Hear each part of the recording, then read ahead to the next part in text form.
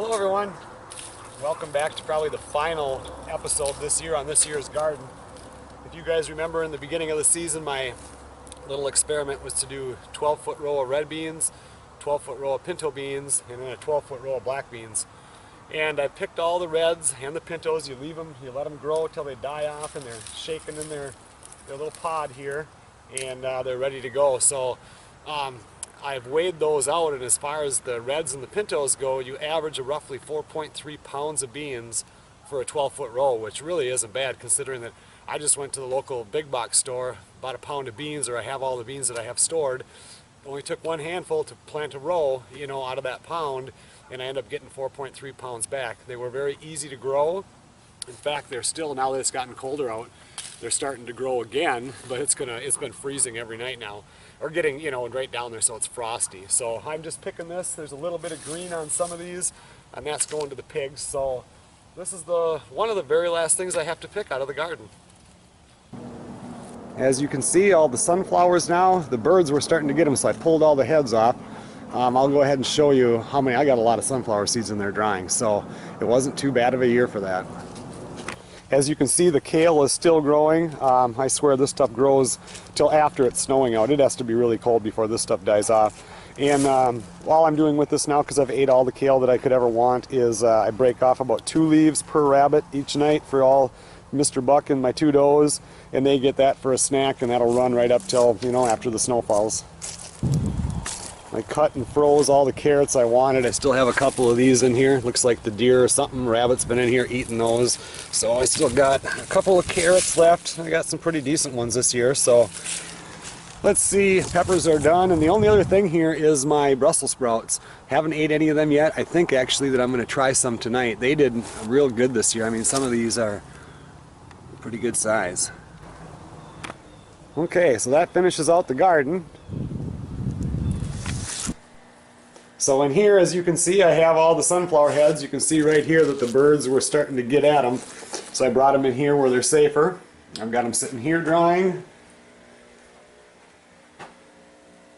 Got them all along there drying. And then I've got some here next to my potatoes and my onions from this year that need to be brought into the house now that it's starting to get cold. Okay, so anyway, that garden was a pretty good success this year, so let's take a look at the chickens and the rabbits and the pigs.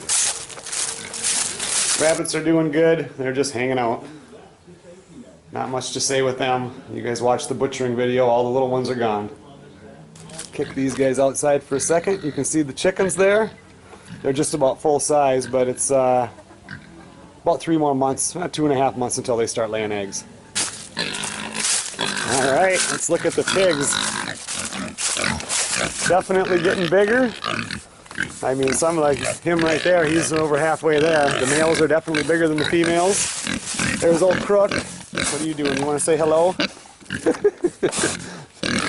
So, pigs are doing good. I just threw them some of those beans, and they know I'm going to be bringing them more beans, so they're pretty excited. I think that of all the animals, I did the goats, I've done a lot of animals raised and butchered. I do think that the pigs are probably my favorite.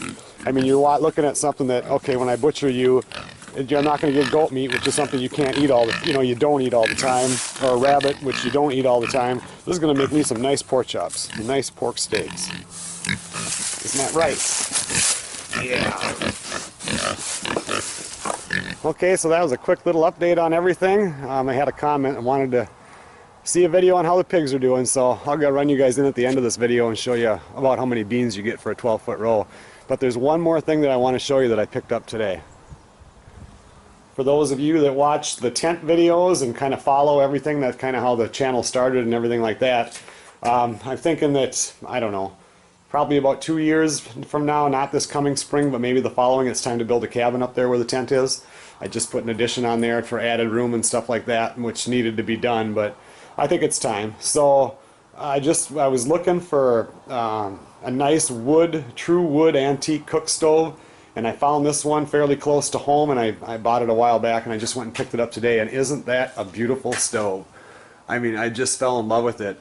So it came with the 3 cast iron, the 2 kettles, and the pot. I mean, I just love it. It's fully functional, and I just really like that stove. So anyway, I got the stove now. I just need I need a cabin to put it in. So I'm already working on the plans on that too, so that's up and coming.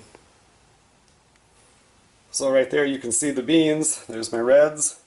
There's my pintos. This one here is 4.3 pounds. That one looks like it's a little bit less, but I mean, I'm just amazed at how many beans I got for such a short row.